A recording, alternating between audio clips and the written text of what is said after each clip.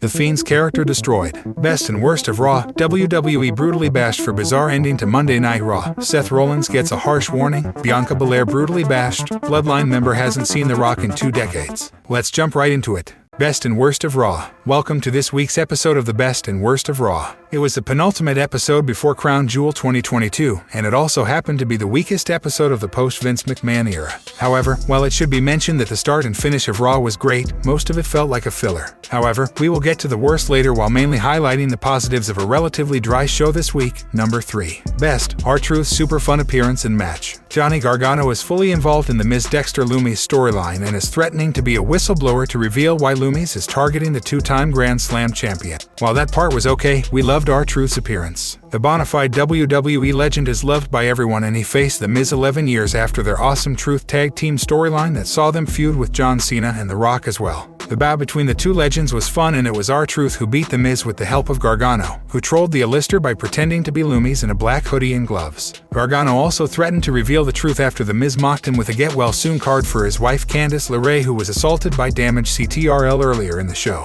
Number 2. Worst. Omo's appearance on Raw leading to an instant drop in interest. Omos has had high expectations put on him by WWE management, and perhaps that isn't his fault. But given that he is being heavily pushed, and has been before, he has been disappointing and not living up to the hype at all. Again, it may not even necessarily be his fault. Given that MVP turned Bobby Lashley into the main eventer from the fallout of the awful Lana Rusev story, it shouldn't come as a surprise that he hasn't been able to elevate Omos. Omos lacks the charisma needed to be a top-tier star, and the squash match against 4 local competitors this week did nothing to build any hype for his Crown Jewel match against Braun Strowman. Number 2. Best. Nikki Cross and the ending of Raw. The only reason that fans won't be tearing this Raw apart is because of the epic ending angle. Bayley defeated Bianca Belair, but it was because of Nikki Cross's help. The WWE commentary team made it clear that she is Nikki Cross again, and she has had a huge character change. She seems closer to her old Sanity character than the smiling, main roster Nikki Cross. This is an indication that she will be a part of War Games, and presumably in the Raw Women's title picture by November, December at most. It will be interesting to see how this angle plays out, as she not only took out all of damaged CTRL herself but the women's champion Bianca Belair as well. The ending certainly proved to be a cushion for an otherwise dry episode. Number 1.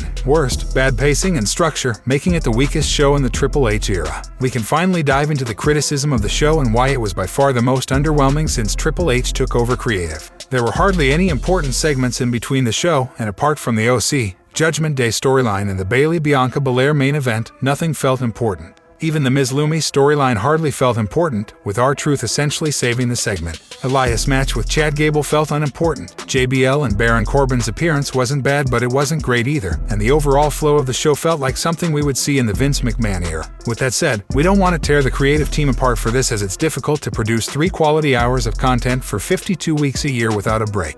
We understand how daunting a task it is, and unfortunately, such episodes which are a big miss are inevitable along the way. Here is hoping for a better go-home show next week. Number 1. Best. The OC, Judgment Day feud and the way Rhea Ripley has been presented. The OC, Judgment Day feud is going better than we may have expected. Perhaps because we're used to the inconsistencies of the old era of WWE, it almost comes off as surprising when there is continuity. Finn Balor vs. Carl Anderson opened Raw this week, and despite the chaos at ringside, it was a fun bout. While Dominic Mysterio and Damian Priest had their roles, WWE made sure to emphasize the importance of former Raw Women's Champion Rhea Ripley within the group. She is the enforcer without it being said outright, and it is a refreshing change to see a female enforcer in a male-dominated group. She is presented as more than an equal, and she took out Luke Gallows, ultimately making the biggest difference in Finn Balor's win. The OC made it clear that she was a big problem, and there was a subtle tease of them recruiting a female member, presumably for War Games, as it would even the playing field. This, along with the end, was a great part of Raw this week.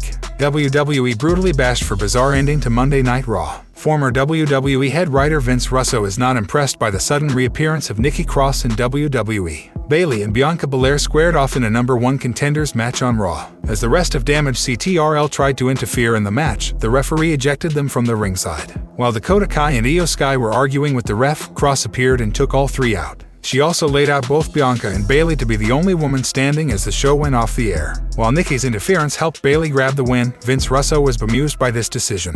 On the latest episode of Legion of Raw, he detailed that it was a poorly written episode of the Red Brand. Russo suggested that the former, almost a superhero, was not as big a star that could close out the flagship show. This was very, very god-awful. You're ending a 3-hour show with Nikki Cross. That's all you need to know. If you didn't watch the show, they ended a 3-hour show with Nikki Cross on the screen. That's really all you need to know, said Russo. During the same conversation, Russo alighted at the fact that the decision to close Raw with Nikki Cross may have been one of Triple H's rare blunders. I don't understand. Are we supposed to say, this was a great Triple H creative idea? I mean, seriously, is that what we're supposed to say? This is a Vince McMahon move. Vince McMahon would end the show this way. Russo mentioned that the WWE Chief Content Officer's recent booking was something Vince McMahon would do towards the latter part of his career. What did you think of this week's Raw? Let us know in the comments section below. Seth Rollins gets a harsh warning. Monday Night Raw superstar Mustafa Ali left little to the imagination this week after he was asked for his opinion on Seth Rollins. Ali has been a thorn in the side for the new United States Championship in recent weeks, with both stars getting into many brawls outside the ring. Despite their feud continuing to boil over, with Rollins' attempts to run away from Ali, a match between the two, however, seems far away. Speaking with Byron Saxton on Raw Talk, Ali was asked if he would ever see him eventually face off against Seth Rollins for the United States Championship.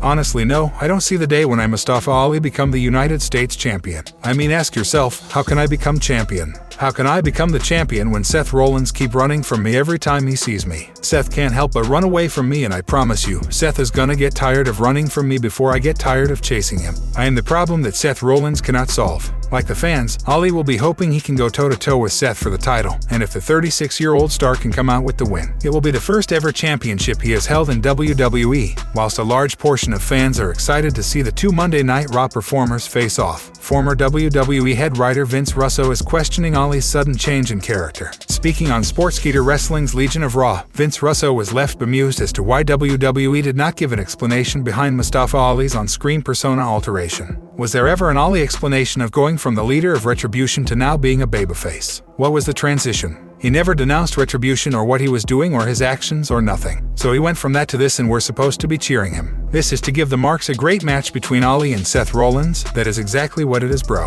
Who's Rollins wrestling in Saudi? So is it gonna be Ali? Is that what this is all about? I'm just trying to make sense of this somehow. Rollins' recent victory over Bobby Lashley to become the new United States Champion ended his long-winded title drought that lasted over 2 years. Who do you see coming out on top in a potential Seth Rollins versus Mustafa Ali match? Let us know in the comments section below. Bianca Belair brutally bashed. Vince Russo recently blasted WWE for their poor booking of Raw Women's Champion Bianca Belair, resulting in her becoming stale. Since capturing the Raw Women's title at WrestleMania 38 from Becky Lynch, the EST of WWE has been going strong as the champion, accumulating several notable title defenses. However, her presentation on TV has left plenty to be desired, with many fans pointing out the lack of memorable segments and storylines for her. Vince Russo echoed similar thoughts on the latest edition of Sportskeeda Wrestling's Legion of Raw, where he spoke about Bianca Belair's booking. Russo first stated that Bianca Belair was a freak of nature and a special talent. However, he added that due to the lackluster storyline and feud she has been a part of, Belair has become just another wrestler on the roster. Absolutely, she's a stallion.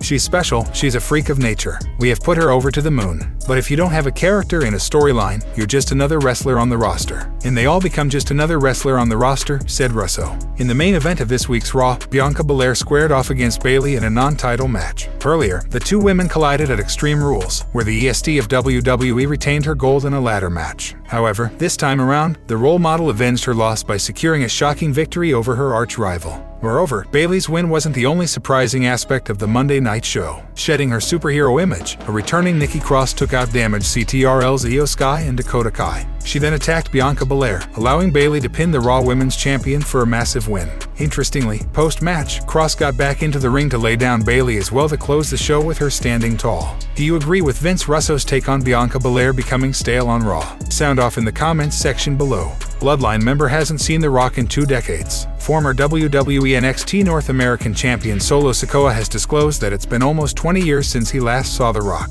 The 29-year-old star is the younger brother of the Usos and Roman Reigns' cousin. They are part of the most dominant faction in the entire wrestling business right now, known as the Bloodline. The People's Champion is also the Tribal Chief's cousin, and they're members of the Anoa'i family wrestling dynasty. During a recent interview with Louis Dangoor of Give Me Sport, Solo Sikoa recalled his last encounter with The Rock, which was 2 decades ago. Last time, I think, I was backstage with my dad, Rikishi. Man, I was probably like 10 years old. I was always backstage man with my dad, said Sikoa. One of the most rumored matches for next year's WrestleMania is the dream match between cousins Roman Reigns and the People's Champion. They were both the faces of WWE during their prime, and a match between them at the grandest stage of them all would be huge. Solo Sikoa said he'd definitely like to see the match happen, as he grew up watching the Great One. That'll definitely set who's the head of the table in our family. Growing up watching Rock, man, and now seeing my cousin Roman in that position running WWE, I would definitely like to see that. The Tribal Chief is the reigning undisputed WWE Universal Champion, a title he has held for over 200 days.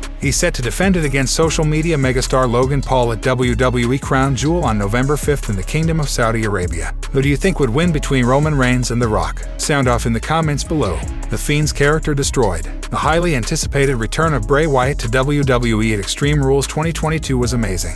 No words spoken, but a fabulously produced segment at the end of the show with Wyatt stepping out of special effects for fans to witness that he was back. The live crowd went crazy for the very short segment, as did viewers at home. That same week, Bray Wyatt appeared on SmackDown again. Fans were totally psyched to see him and chanted his name when he began walking to the ring. He was obviously very moved and emotional as he thanked everyone for the warm welcome. It was so nice, but is nice what they want from Bray Wyatt? Pro wrestling journalist Jerry Williams says no. Hell no, said Williams. Yeah, it was wonderful, but that's not what I wanted to see. I wanted to see him morph into the Fiend. I bet I am not alone in that mentality. Again, it was nice, but nice doesn't draw ratings or box office. On week 2 of Wyatt's appearance on SmackDown, he was backstage in a vignette and gave a hint that his mental state was of concern.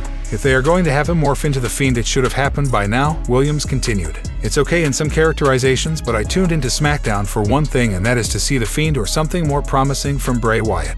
When his segment ended, I felt he had already lost some of the luster I felt on his comeback at Extreme Rules. I had one of my WWE contacts, who happens to be a wrestler, confer with me at my request after Bray's second SmackDown stanza. He said that people should not rush to judgment. If they break out the Fiend so fast, where do you go with him? He asked. Truth is that the new WWE creative has a plan. The Fiend might take some time to appear, but when he does, it'll be something more spectacular than his first time in WWE. I am a bit privy to what they are going to do, and if it goes the way it's supposed to, all us Fiend fans will be very happy. I can't tell you more at this time. I have wondered out loud if the building of the Wyatt Fiend family will include Alexa Bliss. I'm not sure at this juncture, but seeing how weird Liv Morgan has been since losing her SmackDown Women's title to Ronda Rousey, she may be in that Bliss spot. You've hit the nail on the head, and I think it will work so very well, journalist Jerry Williams added. It looks to me like they've been priming her for that spot, and she would be amazing in that role. I totally agree. What are your thoughts? Should the Fiend have resurfaced by now, or should we wait until WWE surprises us with the Maniac in the Mask?